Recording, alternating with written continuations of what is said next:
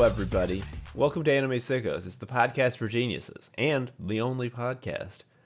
We look at the four pillars of modern misery on Anime Sickos. They are anime, gaming, posting, and jobs. Don't let someone tell you we don't, including us. We do. When you said hello, everybody, like that, my brain literally kicked in because my son has a giraffe basketball hoop that raps, and it says, "Hello, everybody, I'm a giraffe. I love to sing and dance and clap." And it's just like, You showed me that giraffe, and like the giraffe's got bars. Like it the has giraffe's multiple flow raps. is real. Like the giraffe lives in a post-Rakim world. Like the giraffe herd followed the leader back in 19 whatever year and was like, my flow, I can't.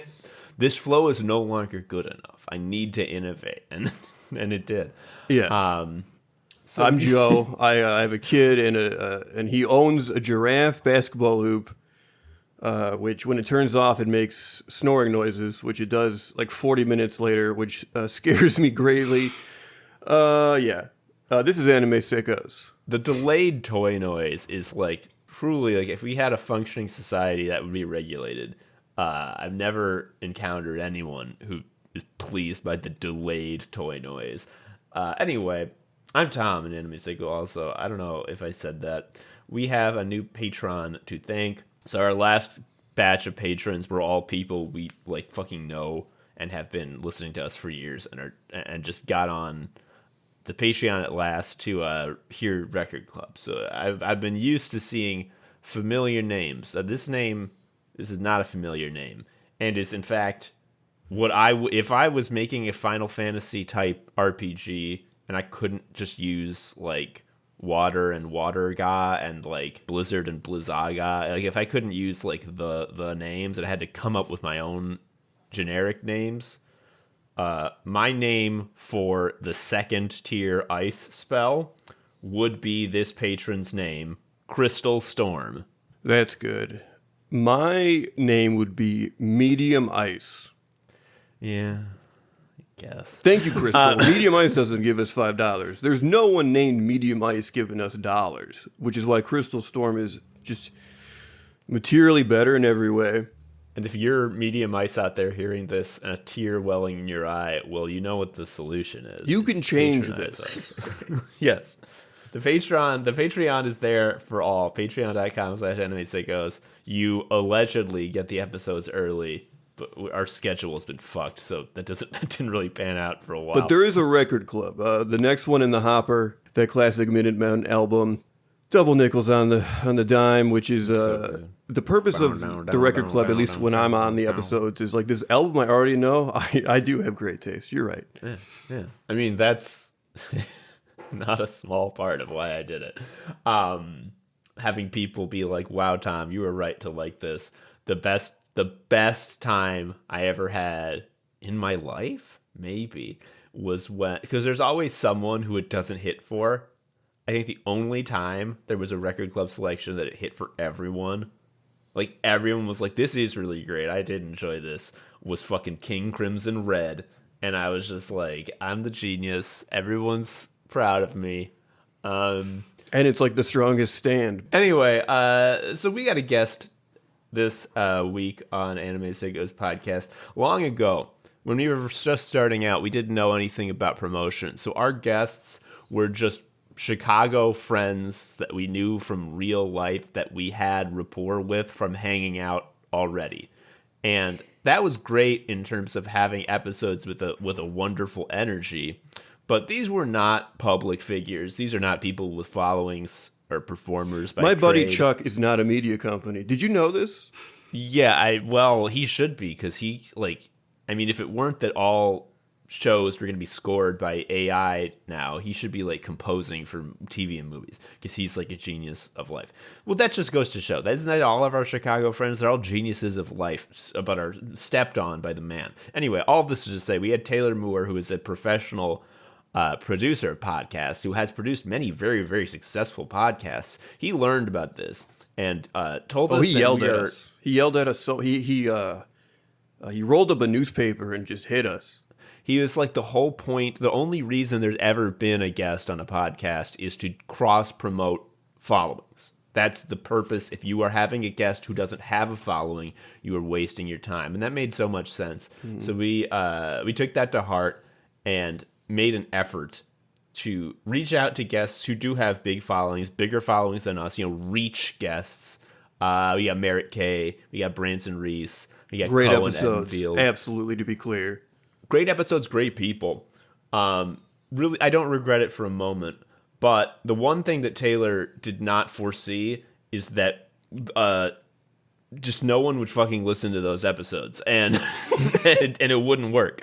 So, oopsie, we've decided to go back to what worked, which is please welcome our Chicago buddy who is not a public figure, Josh Watkins. Josh, hello. Hey, boys, I'm ready to go. I took my multivitamin. Let's rock. Nice. I'm out of those, and I just didn't get more, so I'm going to waste away, I think. I'm out, too. I've been using Amanda's. These days, RFK makes them put fucking ivermectin in them shits, right? Like, you can't trust you couldn't trust the vitamin industry on a good day, but now we got the man who looks like he's going to cough up a red dude. He is actively a corpse. Like, he looks like how the guy looks in Scanners 0.5 frames before he explodes. He looks literally like the embodiment of like physical decay. My thing with him, my joke is to be like, now obviously to make fun of someone's appearance and vocal issues is an ableist thing to do. However, I'm not a perfect person. Look at that freak! Ah! You'll have to forgive my lapse. I'd love to not be ableist ever, but sometimes I falter, and it's right now. Freak! He talks like a fucked up freak, and it means he's not moral. He's just. I don't like looking at him. His mouth moves the way like a puppet moves a little bit, like. Just the bottom and top gets too smushed when it closes, like when the hand was closed. I don't like it. I don't like it. But we don't have to discuss that guy. Yeah, Josh, introduce yourself. We forgot to say that. Oh, what's going on? I'm Josh Watkins. I live in Chicago again, and I've known my boys for a long time. Long time, first time, as they say. And I'm a writer. That's a thing to say. And a bookseller, a longtime person who works at bookstores. The thing about working at a bookstore, and correct me if I'm wrong, but it only makes your opinion of the literacy of the average American higher, right? Yeah, I feel really good about readers, and I feel even better about publishing companies. I think it's cool that they keep merging. I think they should really just have one. To kind of just clutter. It's a little cluttered right now. Penguin Random House, HarperCollins. Just let's have one, like triple hyphenate company. Yeah, Random House. Pick a house. Stick with it. Josh, I was discussing this with Joe. That I like, and I discussed it with you, subsequently. And I was expecting you would be like, "How do you not remember?" But I'm so pleased that you agree. Which is that I have literally no memory of the first time I ever met Josh. It was just like knowing Joe, like just one of my guys bundled in with Josh homiedom. Like it's just like, oh yeah, I've known Josh for like a year, and it's like, no, you haven't. What are you talking? It's like it just happens. You just feel that way. This is because Josh is one of the all-time guys. I don't know if I made that clear. He is. Yes, Josh and I met in happenstance, a mutual friend of ours, M, who was an early guest. We were just meeting up at a bookstore. Josh was there, and immediately I was like, "Oh, he's got the Shin Megami eyes. This guy's also a freak." And not like in a like a oh, look at him, shame. It's like I can like reveal my power level immediately and not waste any time. It was very freeing. Also, it was in the context of a bookstore, which is like a wonderful little opportunity to get like a real good nugget of someone, which I'm sure Josh will talk about because he's seen people walk through a bookstore. So they have to talk about stuff. Like if you're in a bookstore and you're discussing what's around you, there's just like, you see how there's a higher chance that you can just say something just fucking stupid. Mm-hmm. Josh was immediately like both very knowledgeable, but also like a dirtbag. So you're talking about he's an anime sicko. You're basically saying Josh gave off the vibes of an anime sicko. Am I right? And I found that very endearing. And then we became fast friends. I think he was also kind of like the start of me being like, I probably have ADHD, and like if I don't, let's just try some stuff, see what happens. Specifically, it's just, I think I'd mentioned this before on the show. It's like I hate how like every resource, at least like that I was looking at about ADHD, it's like it's the ADHD alien, and I'm gonna tell you why this certain task is hard. And then I met Josh, who's just like, I'm gonna hook my dog brain up to a car battery. Just not like negative, just like it's so more refreshing to just hear it. Like, I hate this. Like, this is not like, ooh, let's figure this out. It's like I fucking hate it. ADHD is a superpower, Joe. Haven't you heard? Yeah, it was just like, okay, cool. So it's not like, oh, I'm overcoming adversity. It's like, this sucks shit. I hate it. Complaining kicks ass. Yeah. Everyone loves it. It feels good to complain, dude. Everybody likes it. I don't care who you are. Oh, and another big ADHD test is when you complain to someone else about like really, really stupid executive functioning shit, and they like are like, oh, I get it. But if they're like normal, they're like, are you stupid? Like for a living. And Josh, immediately I could be like, dude, there was this letter I forgot to mail for 100 years. If you are a longtime Sickos listener, you will recognize Josh's voice right away as the loathsome Todd Kill from our audio drama, Sicko Shack 2. He was cast for a reason that he himself spoke out loud unprompted, which is, I'm the angriest guy I know.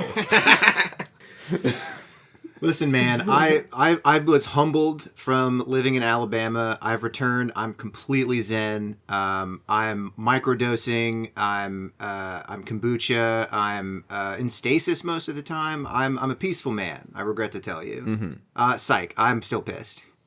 Oh, okay. I was about to be like, wow, I assume that's just like peaceful in the sense that it could possibly apply to Josh, but I'm glad that it was all a big bit. It was, because yeah. You'll know if you could tell which one of me is a body snatcher by how he addresses being pissed off. Yeah. So you alluded to this. Not everyone knows your life, so I'm going to give the broad strokes. You are a Chicago homie. You decided one day, I would love to suffer a lot.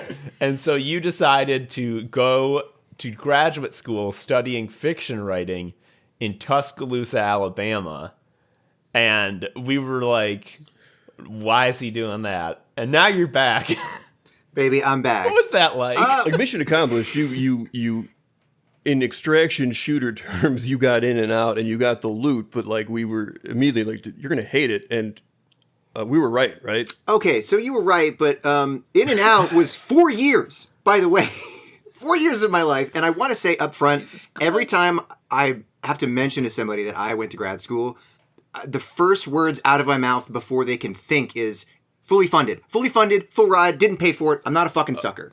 I didn't get tricked, okay? Like, you have to immediately. Good. It's so important. I don't want anybody to think I'm like a rich kid or whatever. I'm like, no, I would not have gone if I had to pay for it. I'm in enough debt, whatever.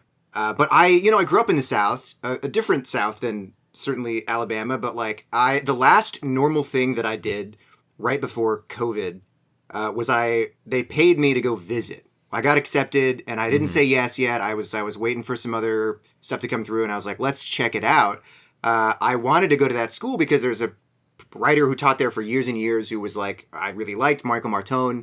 And he ran the program there, and it's a little bit, they like weirder fiction. They like people to kind of mess around at the margins. And I was they like weird guys? They like weird guys. So I thought when I got there to visit, Michael Martone was like, nice to meet you. I liked your stuff. I'm retiring.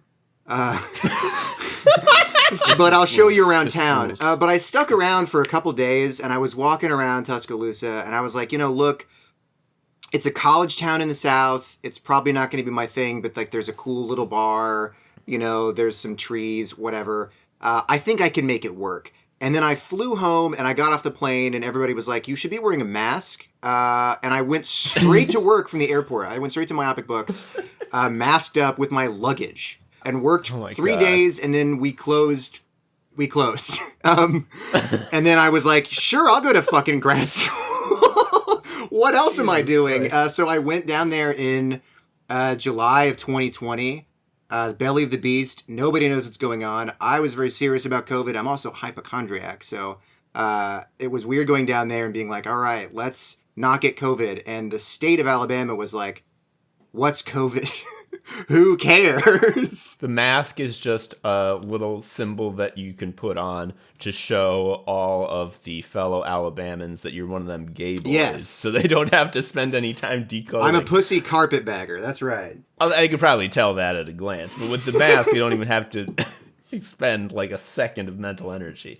Yeah, my understanding from your Alabama stories is that the type of teen and young adult boy who hangs their hat in Tuscaloosa is like a Satan guy. Like Satan lives there.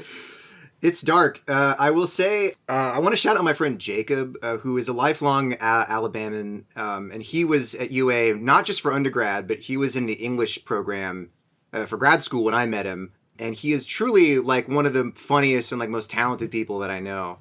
But he also had all the dirt on like Tuscaloosa and Alabama in general. And I heard so many great stories from him, but he explained to me why Tuscaloosa is so evil. If you guys are ready for this level of information, this is like class 5. Oh, yeah. I'm ready. But lay it down on us. So sometime like before the millennium, UA was like a pretty well-funded research university, but it was mostly for like in-state students. Like you got a lot of people who were like poor or who were like, you know, like non-traditional college students. And I heard some of the older like staff members kind of almost complaining about it, you know, like being like, oh, we used to have these like dirt dummies as our students. And I was like, I don't know about that. I was a dirt dummy growing up, but like they got a new president around like the 2000, and he was like, this is cool, but what if we got a lot of money from out-of-state tuition? What if we just attracted a bunch of people from all over the place to come and hang out here? What do we do? So in addition to like beefing up this, the Crimson Tide, the football team you might have heard of, Roll Tide.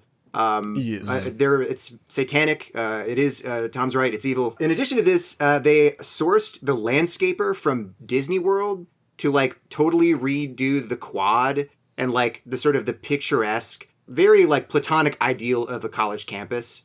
So they got this bunk like research that like, you know, students and their parents, they visit a college and within the first like 15 minutes, they decide whether or not they're going to go there. So they're like, cool, we're going to make it look like a playground for cool kids. And they did. And so there's a shitload of these kids from all over the place.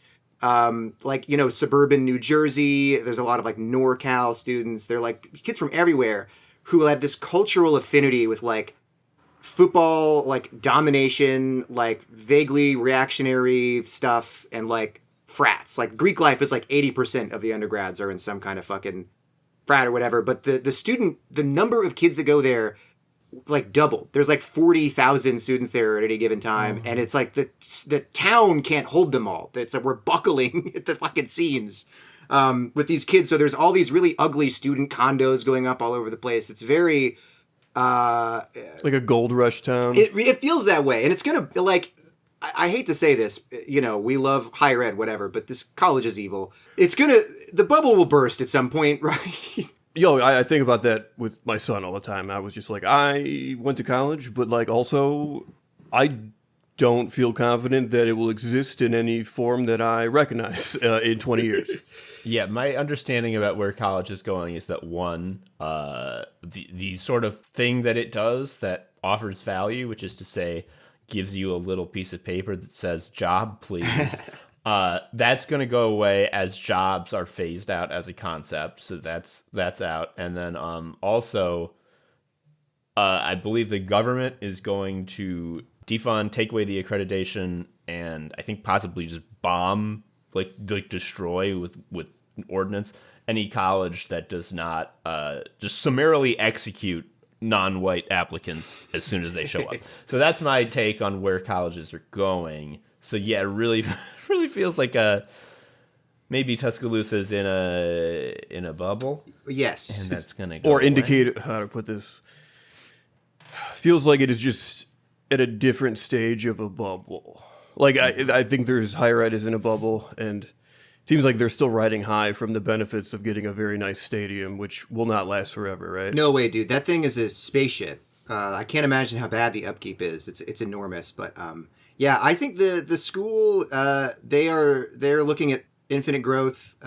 Enrollment will only go up, up, up. The kids love us. They love Bama Rush. They love Bama Talk. I will be feeling a little schadenfreude when that shit sucks, and then like they have to. There's just abandoned like Lego brick like 5/2 condos with like fucking tumbleweeds outside of them. Hell yeah. We're also getting rid of like international students as a class of people who famously will just pay like 4 times tuition to go to like obviously like the top universities, but like the stuff that's like just fine, you know what I mean? They still pay.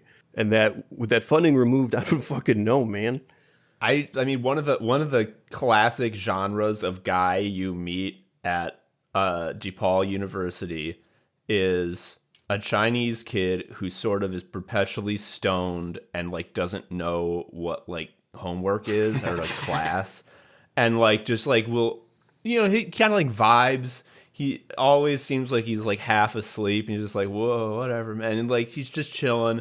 And every once in a while you'll just get a flash of evidence that like this motherfucker doesn't like know what money is in the other way. It'll be like, I bought a Rolex today, and it's like, what? And it's like, yeah, I felt like it. And it's like, you bought it? And it's like, yeah, why? What's the problem? And it's like, okay. Oh my God. I had a student that was when I taught, there was a student from a Gulf state that was like an oil person. And he was just talking about how they're just going to buy a brownstone because they can't find a place to live. And it's just like, I don't know, you just have to get used to a level of wealth and be like around it all the time to just sort of like bring that up. Also, like to a guy who's doing adjuncting, which means I make $4 a year. No, Bama will be fine. They have the Confederate gold probably stored somewhere that they can when they lose that international student money, they're banking on that shit. Josh, I have to ask, I want to ask more about this because as much as we razz you with like, oh, grad school is so stupid, man, I so admire that you did this, and because in large part I am too scared to ever attempt. So like, can you give us some insight in like why? And also fiction writing and like what I think the answer to us is clear, why and where it came from, but listeners don't know you as well as we. So give us a little insight. Fiction writing in 2025, huh? Really? Where's this from? I don't know, man. It is like I do zoom out sometimes and think about, it's like deranged how much I care about literature, and like it feels almost like, and I don't think at the end of the day that I really mean this, but like in my darkest hour, it does kind of feel like obsolete technology as a cultural product. Mm-hmm. Like the novel as like a thing that isn't just like something that you read in a day and then wipe your ass with is sort of waning right now. It feels like, at least. Any text that isn't just temporary and just made to be consumed at point of use seems extinct or about to be. Yeah, you feel crazy for being like, I'm gonna pour all my time and energy into this, but like I wouldn't do anything else. I mean, I've been at it for so long, and it's like a huge source of like creativity and like joy and like intellectual stimulation in my life. And I really had never thought about going to grad school. I went to a state school for a couple years in undergrad, and I transferred to Columbia College to do film. That's how I ended up in Chicago. And as soon as I got here, I was like, I'm going to double major in film and fiction writing. And within like 2 weeks, I was like, yeah, I'm fine with the camera stuff. Who cares? I'm going to do I was in my first fiction workshop, and I was like, oh, I belong here. But grad school, there's all this like baggage about the idea of like going to grad school for fiction. And there are, even now when I talk to people about like, oh, I got an MFA, there's this like series of weird misconceptions that like, you go to the MFA and they hold a gun to your head and they say, be Raymond Carver. And like, if that was even true, would be so sick. It hasn't been true for like 20 years, probably, but people still repeat it. But I really didn't, I kind of had some of those misconceptions, and I was like, I'm just going to go work. and write, and why would I get an MFA? And then years later, shout out to my friend Hart Lang, but he was like, yeah, man, like I'm applying to grad school, and there's fully funded programs. They'll just pay for your tuition and they'll give you a stipend. And I was like, what's up? But his pitch was like, listen, the worst case scenario is I get into a program, I go write for a couple of years, and I come back and work at a coffee shop again, but I have a manuscript. And it just kind of clicked into place for me. I was like, oh, that seems like a good like break from like retail hell, or for my purposes, like a retail hell and then a startup hell for 1 year, and then not doing that anymore. I thought it was a good idea. It's also like objectively one of the last few chances you would get to just be like, I only care about my output in terms of writing. Yeah. I know you had to teach at the same time, but like it's just like your job to write. Yeah. Yeah, no one can yell at you for it. They'd yell at you if you didn't do it, actually. Which I gotta say, the timing couldn't have been worse for me, because like I had spent all of my 20s being like, it was like the Twilight Zone, the time enough at last, you know, like I was like, all I want is more time to read and write. That's like all I care about. All this other stuff is bullshit.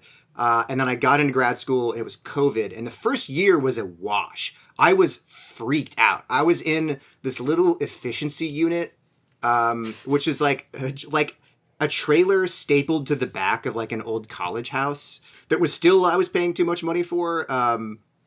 There were fleas when I moved in, you know, oh my God. I didn't know anybody. Jeez. And COVID's happening, but all the kids near me are still like partying. And I was like, I couldn't really get that much shit done. And luckily I had a 4th year optional. So I got to take more time. I got a better rhythm going, but like, I think a lot of people had this experience with COVID where they were like, oh, I would love some time to myself. And then you're not going to work, but you're like, I can't, my brain is fucked. Like I can't finish a book. Yeah. I can't like do the stuff I'm passionate about. I'm like looking at memes or like, you know, trying not to think about disease, you know? I mean, it's like the same thing about like, why aren't me and Joe, the anime sickos, producing more stuff when we're unemployed? We were always saying we didn't have enough time before. And it's like, well, when the time doesn't work, if you're fucking depressed during it. Exactly. Like if you have no value hanging over your head, even incorrectly, it's just different. Even if you go to your crappy job that you hate, like they paid you, right? Like, or I hope they did, but like there is some arrangement. You're like, I exchanged a thing for value, and then when you take that out, especially when maybe you live in a country where that's the only indicator of use and value, you just feel like a lump. Yeah. So, Josh, I want to talk to you about you mentioned the state of literature in the world. And I don't know if you saw, you know, there was some study about how no college English majors can understand the beginning of Bleak House, or so few that it's statistically insignificant. And I know that it, like, you can't extrapolate completely from that because it was a study of like 80 people from the University of Alabama. University. Wait, really? Probably. I don't know. I mean, but anyway, but like also from working at a bookstore, it does feel like, am I right? Am I wrong? That like a lot of the literature consumption that does occur is very similar to what Joe said. It's like it is intended for point of use purposes, at which point it poofs away, where it's just like, I want these tropes in a book. Like, I want a book that's enemies to lovers, that has this thing, that has these trends. Like, do you got it?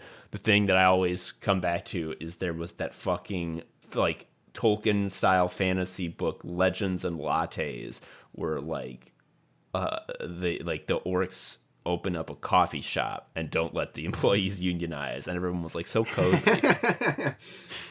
Is this true? Am I on to something, or am I just catastrophizing? I mean, a little bit of both. I think there is like, it's hard to say, because I see a lot of people in my life who I think are a little bit dismissive of the catastrophizing in a way that I can't agree with, because I feel that culturally things in America are like probably as fucking stupid as they've ever been. Yeah, just not even just literature, but just like across all cultural production. And it's not like, you know, I want to be careful, because it's easy for me to get frustrated at like, you know, somebody who's like has like a baby's brain and like color codes their bookshelf or whatever. But I think there's a lot of like bigger kind of shifts economically and like socially that have occurred over the last couple decades that like have kind of diminished the importance of like literature and like really good film or music or whatever art. Although people, we went to the museum a couple months ago. It was pretty poppin'. But I think there is a lot of like you could say I think meaningfully things are worse, and some people say, well, people have always read dumbass books, and that's true technically. But the space for like more interesting books used to be bigger comparatively. A lot of this stuff is like how some of the smaller presses are funded or how they get their stuff out there. I think we can blame technology. I think phones have something to do with it. I don't think that's old man shit, right? At this 100%. Point, it's not old man. Yes, it's an old. The old man's right, unfortunately. Like it's the phones. When I taught, and this was like literally like in 2013 or so, there was a chapter in one of the rhetoric textbooks, which is like it's an ongoing debate. I think it's over now, but at the time it was just like, so if everyone's switching to more digital consumption of just information, is that like neutral or is that like a negative, or are people reading more? And it's so funny because just like I believed everything I said at that point in that context. And then, like 9 years later, the infinite scroll happened, and I just think that like nuked it single-handedly. Yeah. The idea that like, sure they're reading on their phones, but they're reading text, and that counts. And it's like, yes. No, it really does not. And like, I actually would be open to that as like, this is why there is value in this. If like not every aspect of your phone was like a gambling device. It's like you can't look at an article without like 100 ads. It's just like you can't make the argument that this is more cognitive ingestion of words when you have to swat away 100 distractions every time. Like that's not good. Mm-hmm. No, the infinite scroll really only benefits the platform and the advertisers and etc. It's otherwise just heroin, which is why I still don't have a smartphone. I can't believe I fucking made it this far. I've never had one. You can't cave in now. Like the bomb's already dropped. Like just just keep doing what you're doing. Yeah. And well, you guys know that I have like I have probably ADHD related like these like self-control problems. Like, we were talking about with like the fucking Pokemon ROM hacks. Like Oh yes. Yes. Put a pin in that. We're not moving. All right. That. Well, but that's why you cannot afford to even attempt to allow yourself one of these fucking phones. And you are right to do so. The number of times that I'm just like scrolling and I'm just like, wait a minute, like I haven't liked any of this in like 10 minutes. And I put my phone away. I'm like, I'm so smart to have recognized that.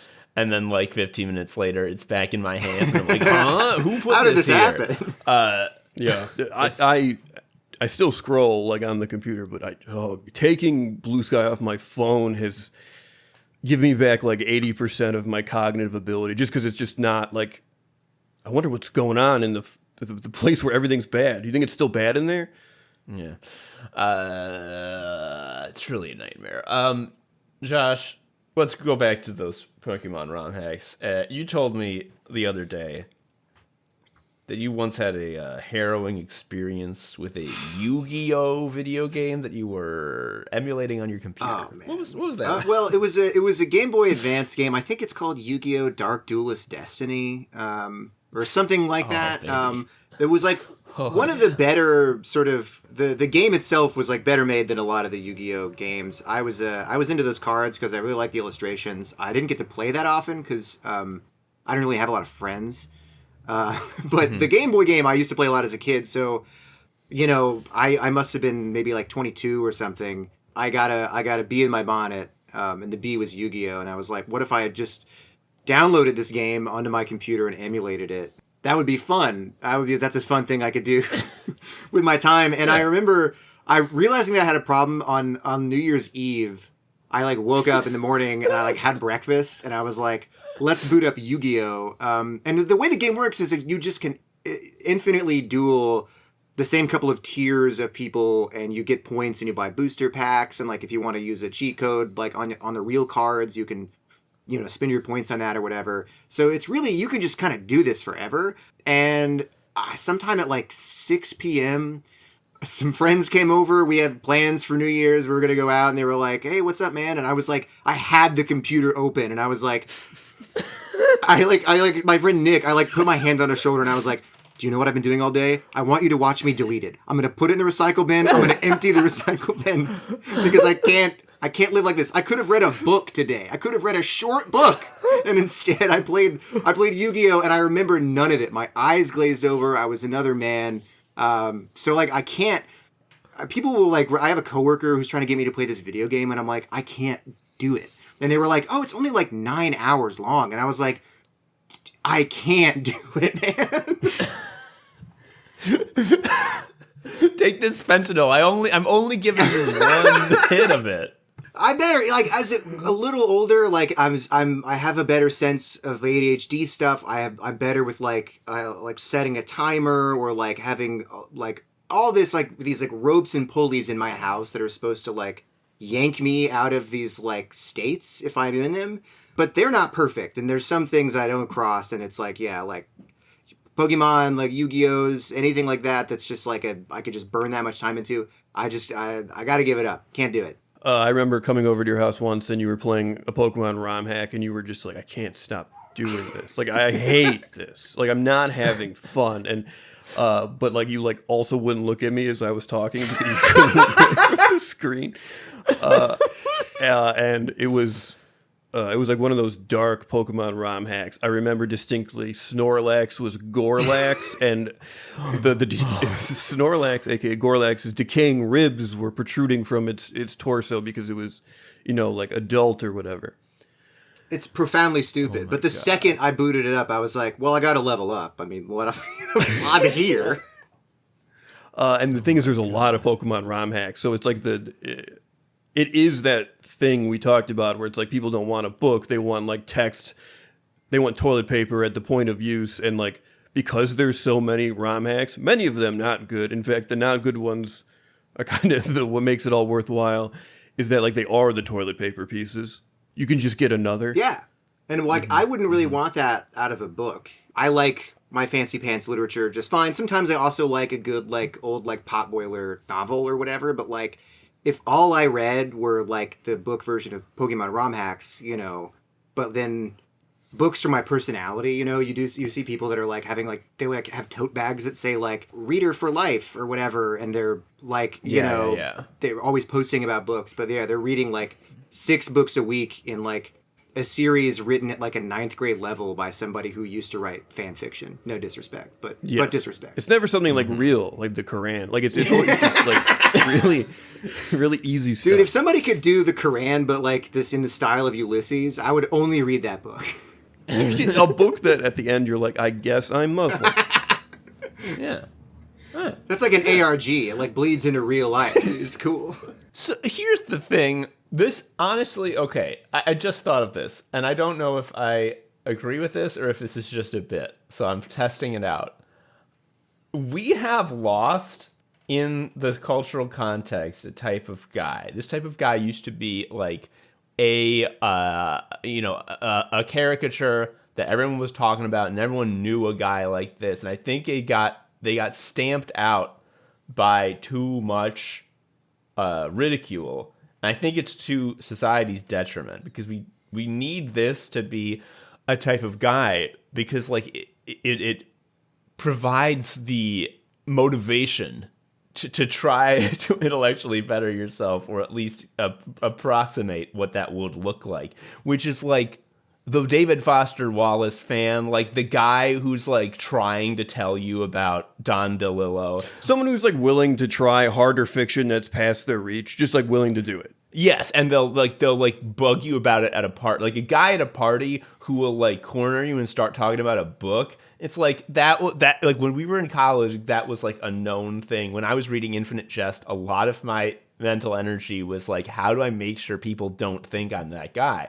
Because it was such like a thing. It was so present. And it really feels like that sort of type of guy again, has like been ridiculed so much that that the archetype is no longer attractive to anybody, so no one goes for it. And like as self-serving as it was to have read these books, they were doing it for the clout, you know. Like at least they were. At least there was the idea that you could get clout from reading a difficult book. You know, I think there's something to that, and I feel really defensive about this because like everybody has met like a version of the David Foster Wallace reading guy, but the way people talked about it, you would think that like you couldn't leave your house without somebody accosting you. Yes, and like he's in your backpack. Most of the people that I know who really like Infinite Jest are like normal, and like half of them are women. So like I felt crazy that like there was this cultural like haze of like this kind of like thinly veiled anti-intellectualism that was just like, isn't this guy just annoying? But like it just expanded to like reading those books is cringe, or like turns you into like, you know, like a scumbag or something, or that like you could only read them because you were trying to prove something, and that like nobody could possibly read a book like this because they enjoyed it, you know. And now I still hear people rag on that kind of guy. No one has read David Foster Wallace in like 5 years because they're too ashamed, you know, or whoever, Don DeLillo, like what, like that stuff is like kind of passé now in a way that's like sucks, because a lot of those books rule. And if some people who like them were lame, I think it was a mistake for a lot of people to kind of confuse a guy that's annoying to me with like a body of like literature. You know what I mean? Yes, it's unfair because like it should, you know, I'll be the first to say it. I'm not afraid to admit this publicly. Infinite Jest is really, really good. When you get to the like 5 pages that are written in David Foster Wallace's approximation of African American dialect, you're just gonna want to skim those. I'm just gonna do a big yawn and just kind of get through that. That's like less than 1%, brother. That's not a problem to skip. Do you know drop the book and just have it go a few pages forward? He cut like 500 pages out of the final manuscript. Like it was supposed to be way longer, and I keep thinking like the 2 pages of like Wardine Be Cry, buddy, you could have put any of those other 500 pages there and it would not have made a difference. You could have just picked 2 other pages that did not make it. But, you know, we love our, you know, perfect imperfections or whatever. And look, I really like The Pale King, and it's not even fucking done. Like, it's just like, it was like, here's where it is when he punched his ticket, and it's that book. Unbelievable. It's about the IRS and just being an accountant, and just, it's a book about boredom in many ways, it's an unfinished book about boredom, but there are things in it that I like so much better than Infinite Jest, but it's not done. So it's not like it's not as rich of a sort of little experience, but like, 100%. I don't know, the type of person who would just try. I don't know. I think about like you told me about The Tunnel, and I was like, I'm gonna read The Tunnel. I'm like, I'm not doing this right now, and I just bounced off of it. But like, I did try. I feel like that was something. Yeah, dude. That doesn't happen. Look, like there's plenty of books like that like, you know, they don't find you the right place of your life. You put them down, whatever. But you know, we've all read like a Goodreads review or like, you know, run into somebody in a social situation who's like, ew, yeah, somebody was telling me about William Faulkner, and I opened the book and it didn't make any sense, and I think everyone who likes it is a liar. That's insane. Like, that's not good faith. That's like, I found something, and instead of being curious or even just being like, I don't know if this is my thing really, or I'll try it some other time, that instant knee-jerk, like, this didn't give me recognition or pleasure, where is the trope? So, like, put it in the trash. There's a John Mulaney bit about how, like, it was obviously said it's a joke, but I think it's just like 100% like how it is now, which is like, I hate when I'm reading, I'm paraphrasing, sorry if it's not exactly right, but I hate when I'm reading a book and the book opens and it's like, so-and-so walked down the stairs, and I don't know who you're fucking talking about, asshole. And it's sort of like that everyone now has that actual sincere reaction. Well, that's like exactly what has been, you know, widely reported on with like all Netflix shows now basically have to assume that the viewer is, I don't know who you're talking about, asshole guy. So if someone's going down the stairs, they'll be like, Joey Jojo Jr., the guy from The Simpsons, I'm going down the stairs because it's my job to get to the bottom of these stairs. And if you don't have it spelled out like that, Netflix cancels your show. And if you do, they cancel your show anyway. My students had this problem, you know, when my first year UA, I was a graduate teaching assistant for these like large like English lectures for like freshmen or sophomores, and they had these sort of like recitation like breakout groups. Like it was COVID, so the lectures were just videos. And then I met with two groups of like 20 of them on Zoom every like Friday to talk about the reading, to give them a little quiz, to like try to get them to discuss stuff, which was basically, I would rather do like torture probably works better than like whatever the fuck I was trying, because like I could not, they're all in bed, they're like not turning their cameras on. I'm a weak person, so I'm not, I'm not like the fount of fucking authority or whatever. But my students had to write a paper in this like kind of like literature-ish history class where they had to compare and contrast. I want to say it was like Frederick Douglass and Booker T. Washington, like what their thoughts were about like Black America, like post-slavery, like what are the solutions to like make a equal sort of country or whatever. And the first thing I noticed was that all of them were like Frederick Douglass. They basically were mapping Black Lives Matter stuff onto, he was like the upstart, like he was like into violence or something. They were projecting all these opinions that were not in the readings or that Frederick Douglass like did not have. And that Booker T. Washington was like the respectable, wait your turn. But I had a student who referred to Frederick Douglass as an influencer, and but said that ultimately Booker T. Washington was the upper dog. And this poison phrase that is wormed into my mind. I like that. Dude, that's so sick. Dude, you see those Top Dog ads everywhere? I got a lawyer better than Top Dog. Upper Dog. Upper Dog. Booker T. Josh, I know you were telling that story as like a look at how far we've fallen, but like, man, upper dog. Like, it is, that's an evocative it's poetic. phrase. But like they were full of stuff like that, where like the student would just obviously not do the reading or like just have some other fucking thing going on, and it was like not that much reading, but like they were struggling a lot, and I was like the untrained asshole who had to try to help them as best I could, like try to get a little more into it, and I probably didn't crush it. I got to be honest with you. I think this is also a perfect example about just AI. We're talking about actual use case. You're talking about, okay, let's say these students are the ones using them. Do you get the sense that they would even know how to check or even like ascertain the quality of what's being put out? You know what I mean? Like, you see how fucked, like how it's just like there is no 180 here in terms of like thinking.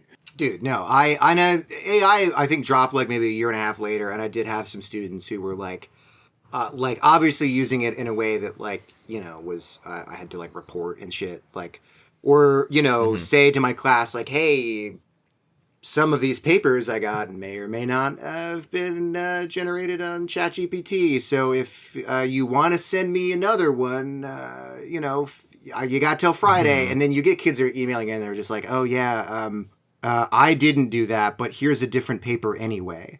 Like I love that. These kids, that's like the best thing I've heard. Teaching so far. absolutely 100% relies on like those sort of like, okay, like you just move along. Yes. We all just have to agree this is our shared fiction, and if we don't agree, everything. I gotta say, it's probably, I think Alabama's probably worse than some schools because it does attract like basically kind of like upper middle class suburban kids who want to pretend to be like kind of red. Their parents buy them like $100,000 pickup trucks with like lifty kits. They all have guns. These are four-digit truck payment people. Yes, and and like the it's a cursed place. Like, when Amanda moved down there, we were a little bit further from campus, and there were just no sidewalks, and like we don't drive, so like I'm walking to campus and the grocery store like every day, just like almost being liquefied by F-250s and like that have like Blue Lives Magic stickers on them, and this detail that I think something I think about like the most that my friend Jacob told me about when our cat died. He drove us to the vet to have him cremated. I don't think we didn't take the remains, but they like probably just gave some of his remains to somebody else who got cremated. But like near the vet, there were these like weird, like geodome, like little house apartments, like very strange looking. Maybe I can send you guys a picture of them at some point. But like, I'd always notice them, and we're like, Jacob, what is the deal with those houses? And he was like, oh, dude, you remember that there's that huge tornado that hit Alabama in like 2011 that like killed some people, like it ruined a ton of like that chunk of Tuscaloosa. Those little weird dome houses were temporary FEMA housing that FEMA just kind of forgot about, and at some point someone just turned them into like condo apartments. Whoa! What? No, and also all the FEMA temporary housing is not like any. They have different code standards. Yeah, let's you use a sink in that thing. Yes. Yo, the rod. We're monetizing it, baby. Jesus Christ. Someone left this desiccated and decaying school bus on my property. That's no reason I cannot turn it into a daycare.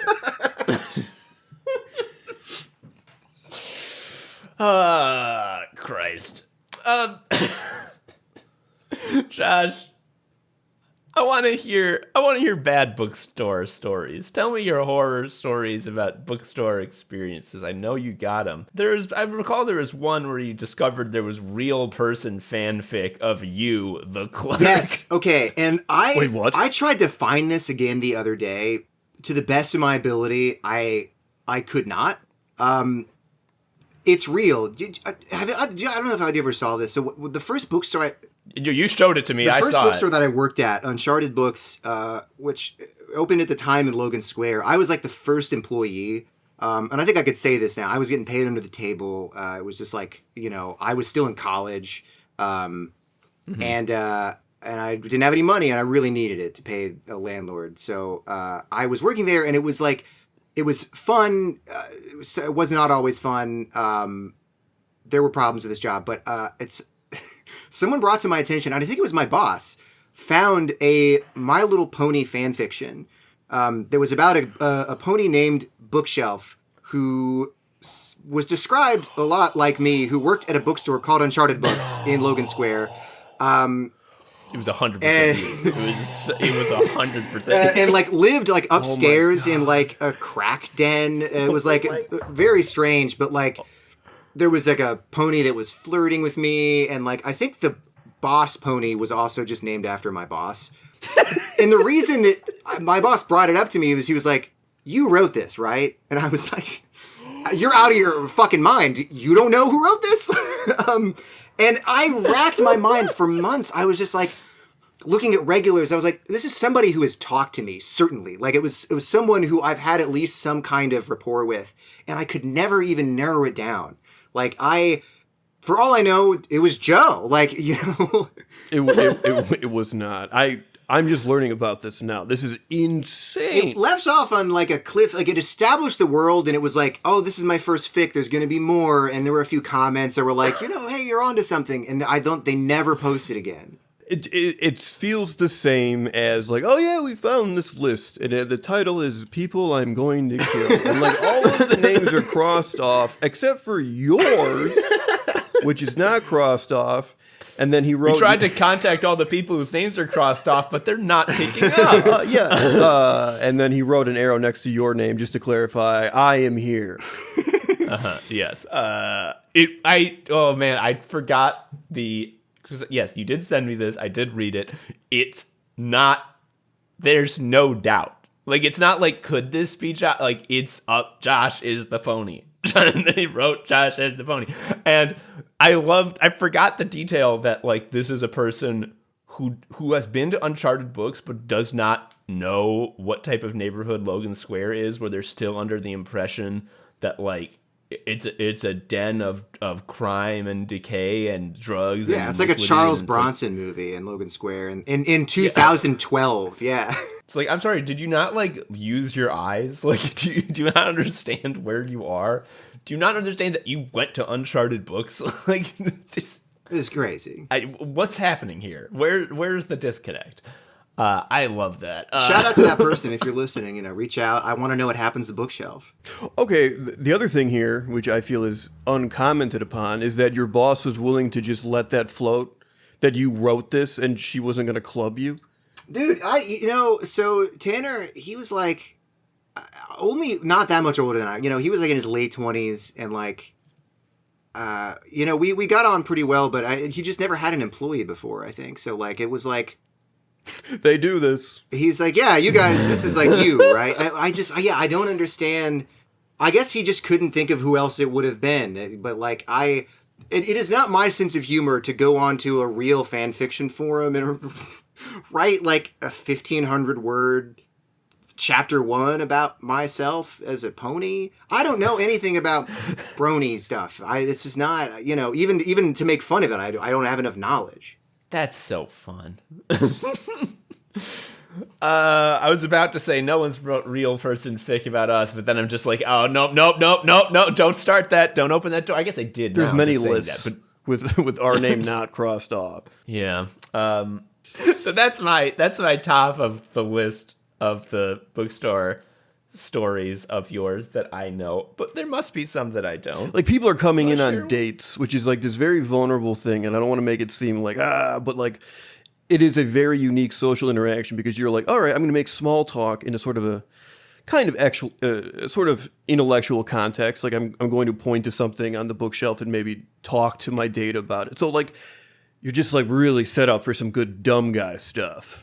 Dude, it's true. And I want to say, to all the listeners, it is not true. But one of the questions people ask me when they find out I've worked in bookstores for a long time is they're like, oh man, do you like totally judge people when they bring up a book and it's a stupid book and you have to ring it up? And the answer is usually no. I don't even notice a lot of the time some of the stuff I'm ringing up because I'm at work. It's like often busy or like, and even if I did, I'm, people read their shit, like whatever. It takes a lot for me to judge you. You got to be trying to look for like, when I worked at Myopic, people were always on the lookout for Neil Strauss's The Game, the pickup artist manual. I will judge your ass if you buy that shit for sure. Yeah. But dates are big. There was one, and I think I have a G chat of this. I think I was telling Amanda about it as it was happening. But at Myopic, there was a couple who they did not seem like they were on a date. I don't think they were in a relationship yet. And maybe after this they weren't. That was foreclosed. But like, we had a copy of Art Spiegelman's Mouse graphic novel up by the front, and he was like showing it to her, and she was not familiar with it. And the way he tried to explain Art Spiegelman's Mouse was, do you know that band Gorillaz? Like, do you know how they're like these characters, they're like drawn, they're like animals, but they're like people, this is like that, but it's about the Holocaust. and she was like, I think I could tell that she was like, oh no, or she was like, oh wow, that's so interesting. But I think that she knew that she was dealing with somebody that was like several like mental tax brackets beneath her, Oh my God. Yeah, it's just like the Gorillas, somebody drew them too. I'm like thinking like how do you struggle to explain this is a real life story of a Holocaust survivor, and the different ethnicities of people are drawn as different animals. Like that is the extent of the weirdness. Like that's it. It must be truly that like he thinks the sticking point is illustration. Period. Yes. It's like what's another example of illustration? Oh, the Gorillas. Okay. This reminds me of. Did you ever see They Came Together? It was a rom-com done by David Wayne with Amy Poehler, and like there's a running joke that like her like quirk is that she likes fiction books, and everyone is just like that stuff didn't happen.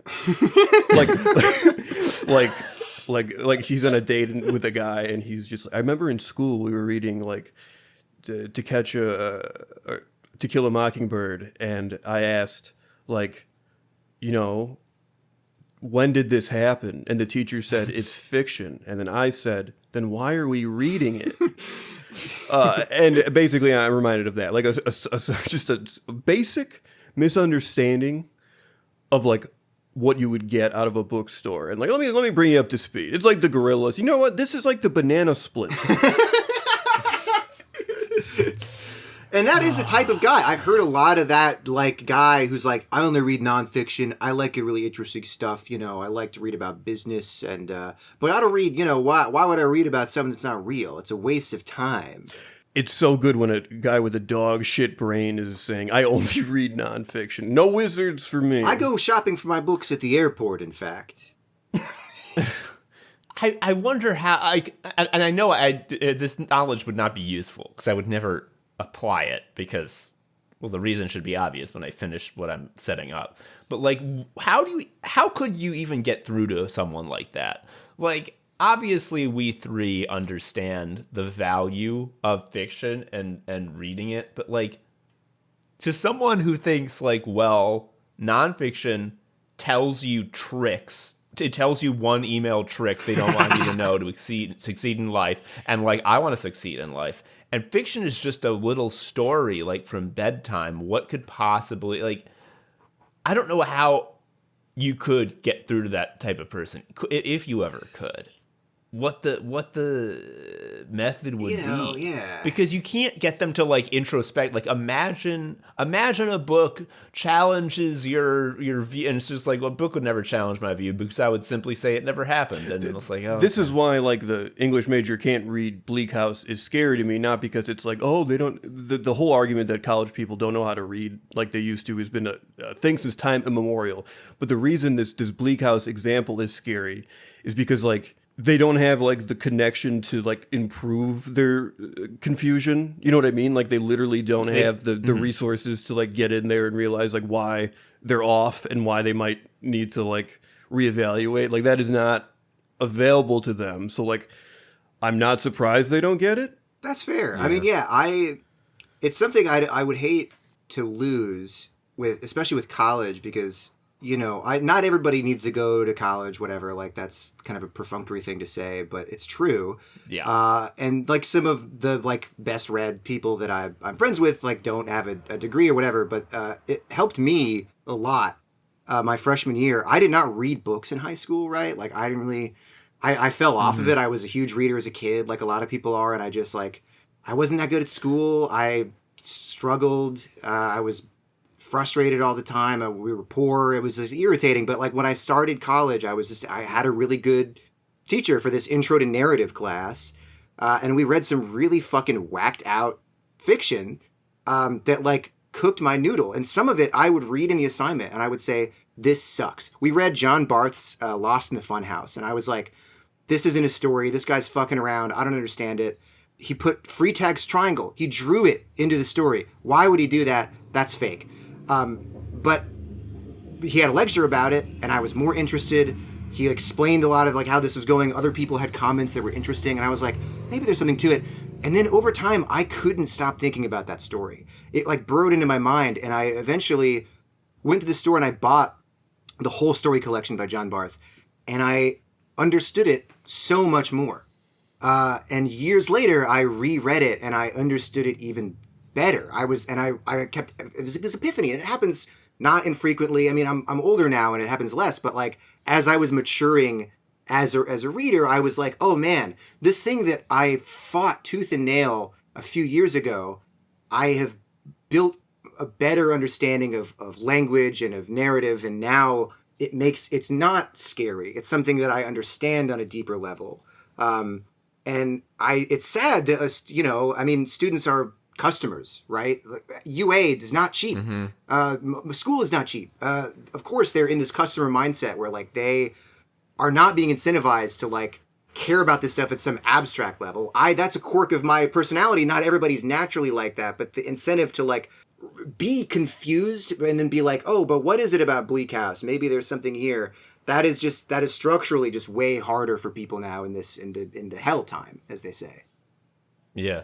It's like, what is going to help me in real life? A internal journey to better understand myself in a holistic way, or one email trick, which Stephen Pinker exactly. Like, well, like I know what my job, if jobs, assuming this is being said in a time where there are jobs in the future to be had.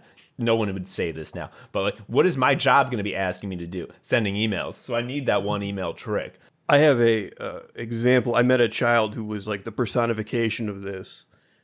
This was like in 2015, so this was obviously well before AI. But like, I was helping out, volunteering at like a camp where like kids build stuff, like tree houses and stuff.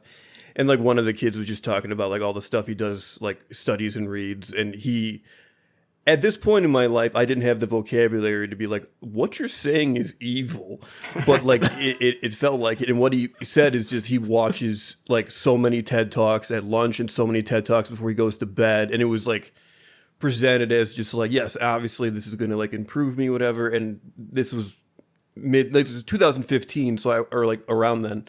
So I can't stress enough that like the TED Talk wasn't seen as like a joke. It was like seen as like, oh, these make you smart. Like these are brain vegetables. I remember that. Yeah.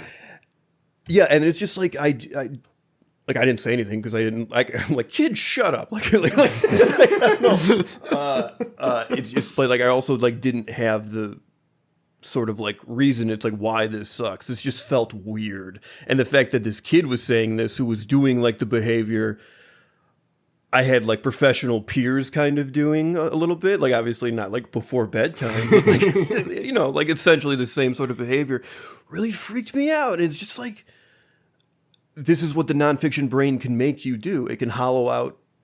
And not saying like fiction makes you a person, but like, do you see how TED Talk nonfiction only can make you the opposite?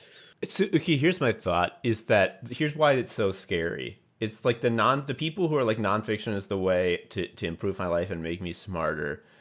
It's because it is just like, there's no need to introspect because this is not a symbol. It's just they're just saying the facts. So I will simply gather and accrue a great deal of facts that will allow me to deploy a large number of email tricks that will help me in various situations.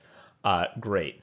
My thing is that just like I can't get around the feeling, and I had like, you just always have this when you see like someone holding a business book or a self-help book or watching a TED Talk, and I'm sure there's many lovely people who make those things, but I always have the assumption that the person who is the author of this nonfiction experience is either an idiot or a fascist. And it's like, did you know that profit is like the money left over at the end? That's crazy.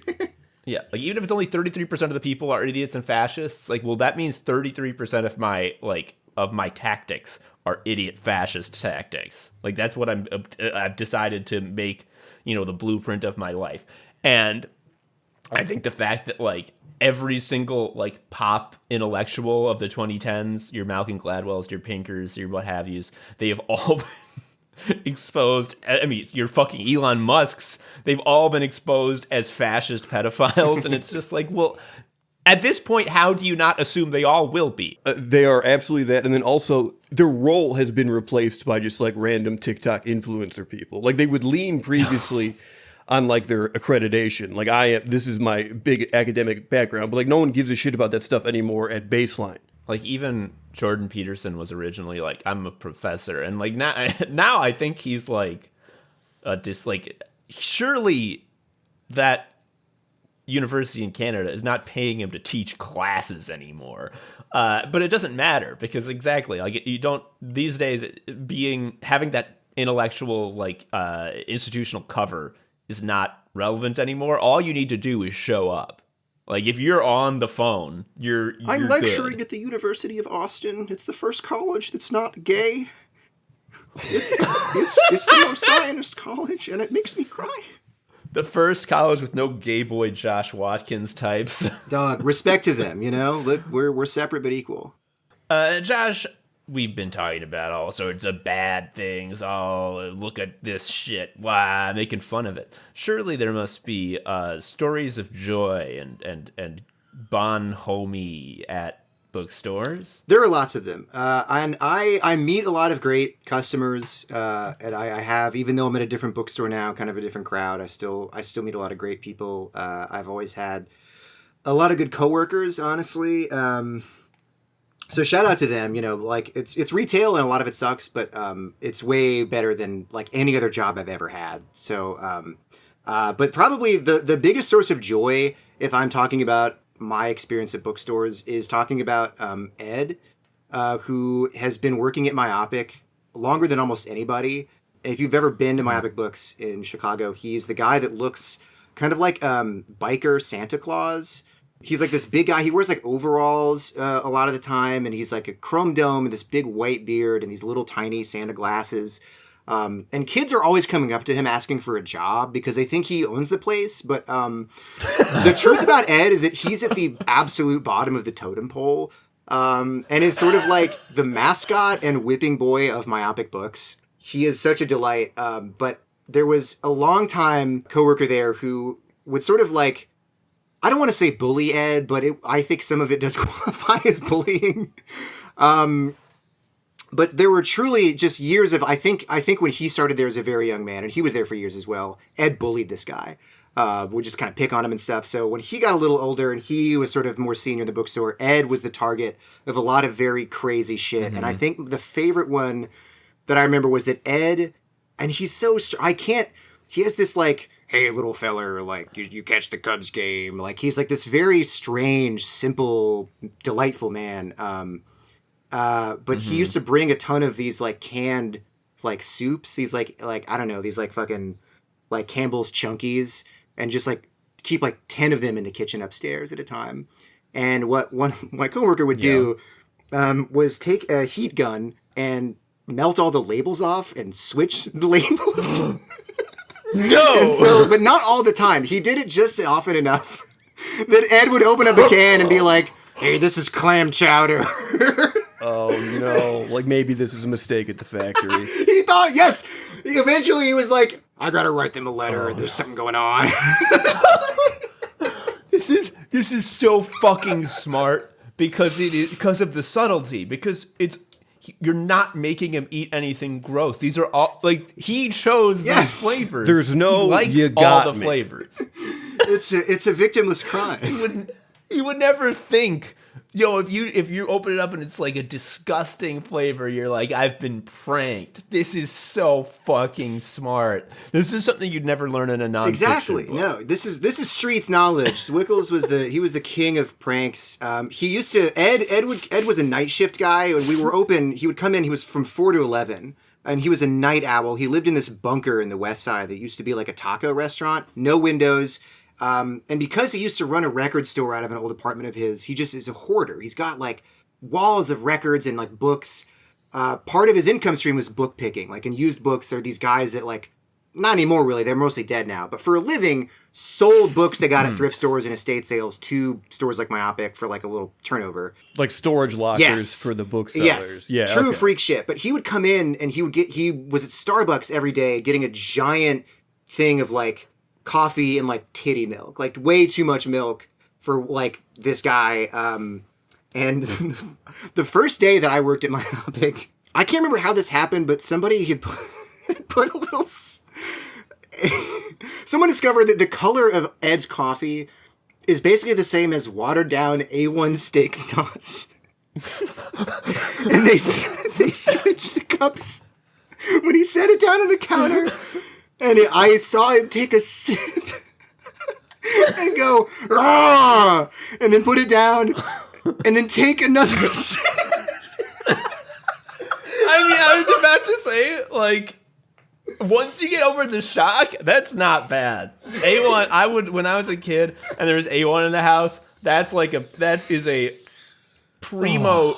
Pour some in the palm of your hand, lick it up, and like do that for 15 minutes. It's good, but like it was very like fun loving. Like the prankster in question managed Ed's like Starbucks rewards card because Ed doesn't have a computer. He can't do that stuff. But he had 2 accounts, one of which he referred to as Ed's like offshore account for Starbucks points, and he would just like mess around on there and like move stuff around. So sometimes Ed just went over there and like they gave him a free coffee and he was like, hey, they hooked me up. Although the prank element of it was very private because the accounts were called Foot Fetish Master, and I think the other one was like Toe Sucker Champion or something.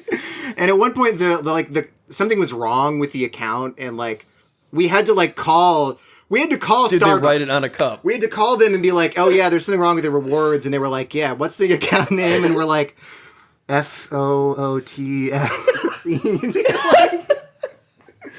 It's fun. It's fun to work at a bookstore with your homies. Is what I'm saying. Hell yeah, maybe I should get a bookstore job. Definitely wouldn't drive me insane. It would. No more than sitting at home would. It would drive you insane, but with some of the best people you can be insane with. Not to get too far back into the discussion, but the reason, I mean, a lot of reasons the Bleak House study where the kids didn't understand the words is harrowing. But that hits especially hard for me because the best class I ever took, I've been very upfront that our DePaul University education was a fucking joke and waste of time. And part of the reason I'll never go to grad school is I'm just like, I'll believe that education is worth it when I see it, and it's not yet. The one counter example to that was I had a class that was an independent study. You had to have the teacher ask you to be in it. And it was just a full quarter where the only thing was Bleak House. Like it's just the Bleak House quarter. So that's 3 months where we're reading and talking about Bleak House like 2 times a week.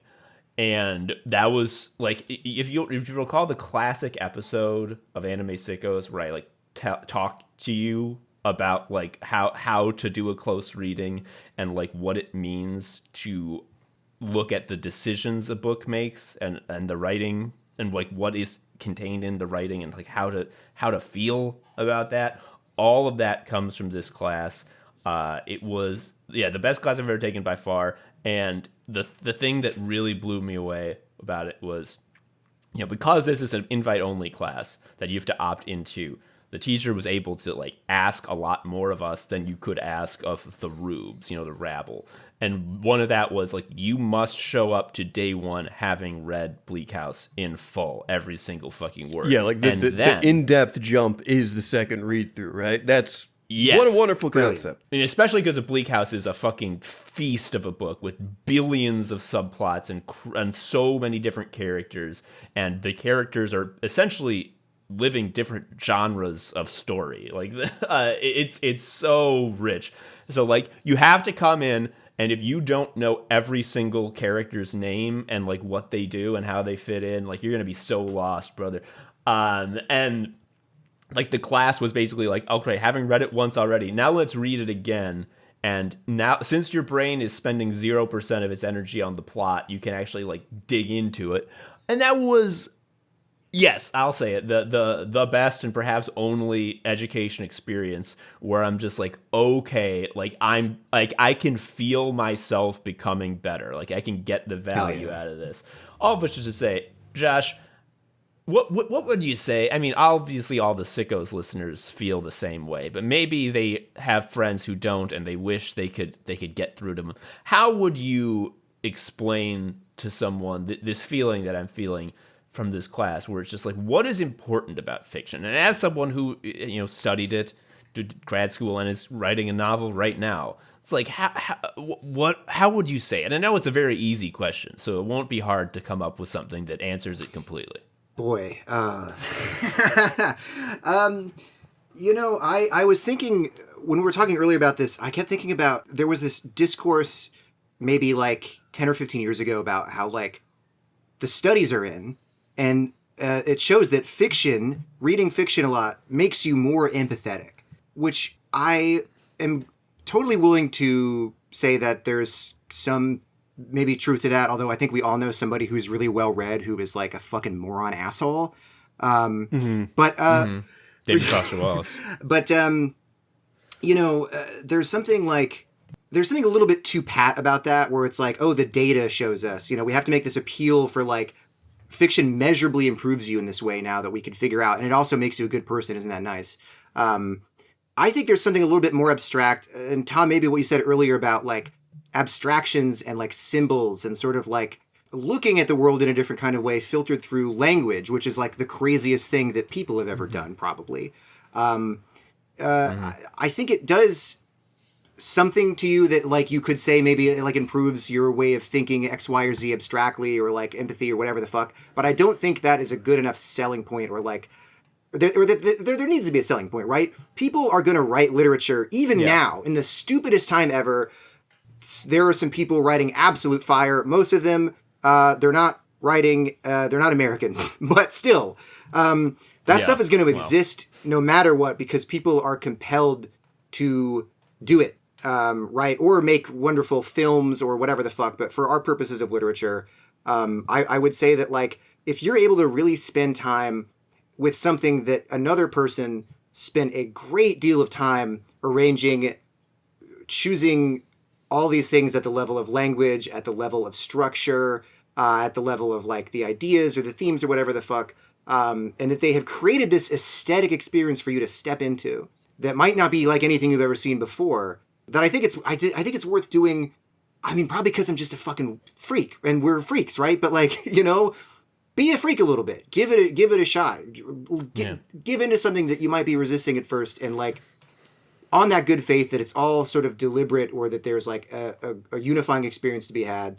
I say fucking head first, do that shit, and just like, I don't know, man, feel the groove. Close read. Take Tom's class. Yeah. It's all, I forget what episode it is. I think the title of the episode doesn't fucking describe the content of the episode, like all of our fucking episodes.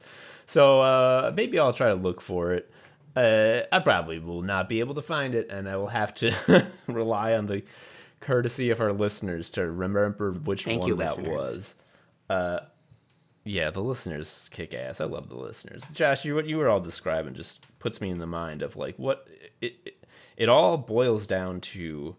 It's good to hang. It's good to like be in the presence of someone else who's interesting, and like the book is just sort of like they're an interesting person's mind. Well, ideally, an interesting person's mind, like creating this sort of like strange like it starts budding into this weird mutant version of itself and like drops off. So it's not them, but it is them in a way that's like. It's like I'm wanting to say the Deltron 3030 lyric that I say all the time now, which is I'm glad I love music and life, which as AI becomes more and more preeminent, like you need to start saying to yourself, I'm glad I love music and life, just as sort of like a keeping yourself alive type of therapeutic mantra, because like to me a big reason like to get up is like I bet there's some freak shit I never would have thought of. Like I bet someone in Record Club is going to make me listen to an album that's going to sound so fucking weird. I can't wait. And like I don't think I could ever have that like I can't wait, oh boy, the future, you know, despite objectively being the worst thing that could ever happen, is full of riches for me, and I can't wait to get them.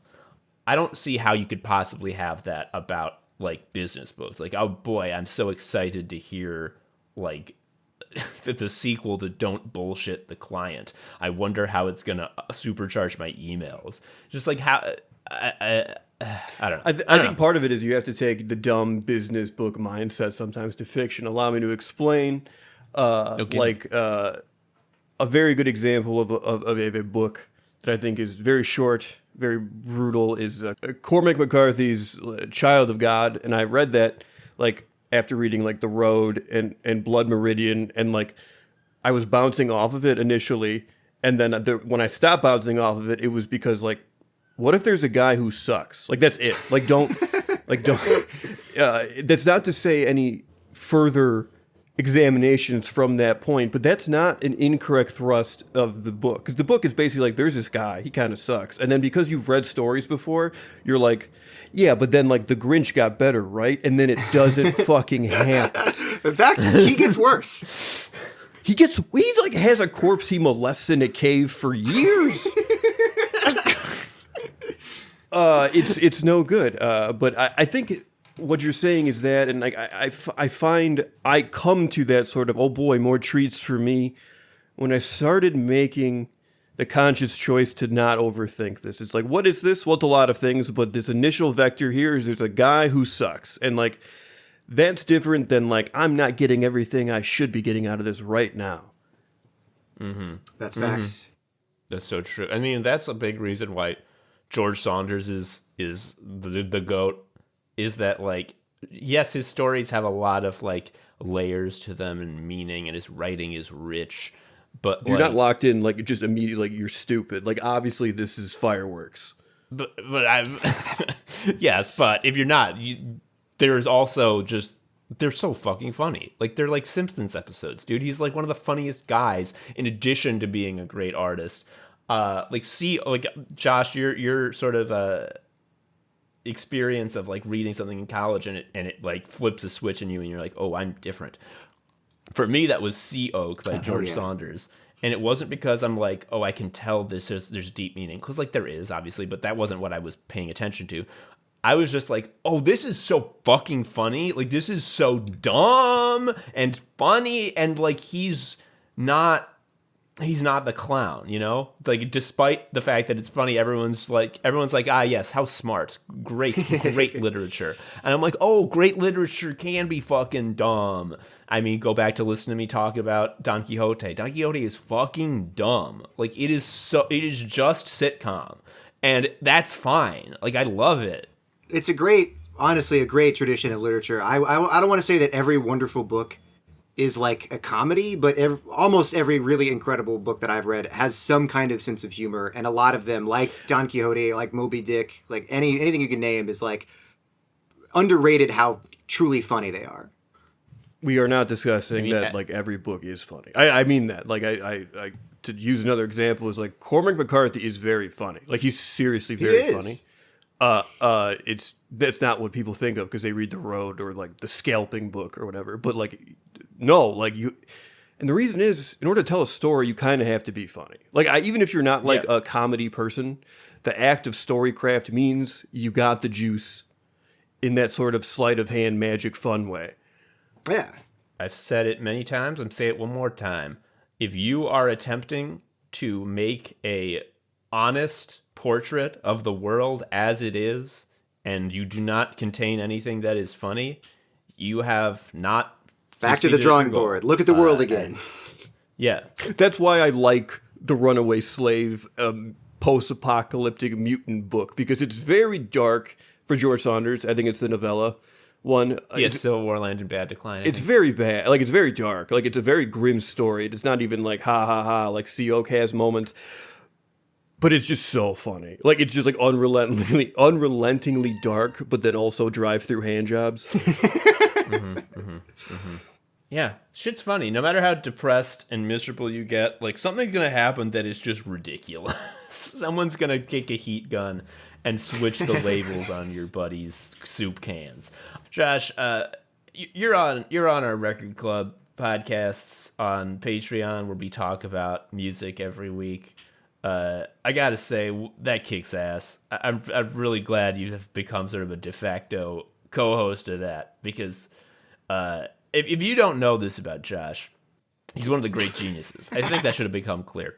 And also, he's got good taste. And how do I know that? It's because he likes the same music as me. So I just wanted to call out how thankful I am that you've joined me on that, and also implicitly advertise it by implying that it is good and worth listening to. And you can listen to it by patronizing us on patreon.com/animesickos. Josh, is there anything else you want to say to the listeners before we wrap up? I like music in my life. Nice. Yeah, I'm glad. No, it's great hanging out with you guys and hanging out on a record club and seeing what the sickos in the Discord are talking about. So thanks for having me on. You boys are truly in the Hall of Fame pantheon of hangs and homies. I've been saying that. Yeah. I've been saying that for so long. It's so true. You two are on the same level, Josh. Don't get it twisted. I have no doubt that you know this about yourself, but I'm saying it, both for the validation that it gives to hear, and also so that the listeners understand. Which they would, because they've just heard. Okie dokie. Joe has to go care for his My human lovely child. boy. I'm Joe, an anime sicko. I'm Tom, an anime sicko. I'm Josh, an anime sicko. We forgot to ask if Josh was an anime sicko, but it goes without saying. Anyway. Thank you for listening to Anime Sickos. I've been Tom, a sicko. You can follow me on Blue Sky at Tom Harrison. Joe was also a sicko. You can follow him on Blue Sky at Sharia Uncle. You can follow Anime Sickos on Blue Sky at Anime Sickos, or email us at animesickos@gmail.com. You can give us money at patreon.com/Anime Sickos if you want. Please leave us a review or something. I don't know. Tell a friend. Anyway, until next time, bye.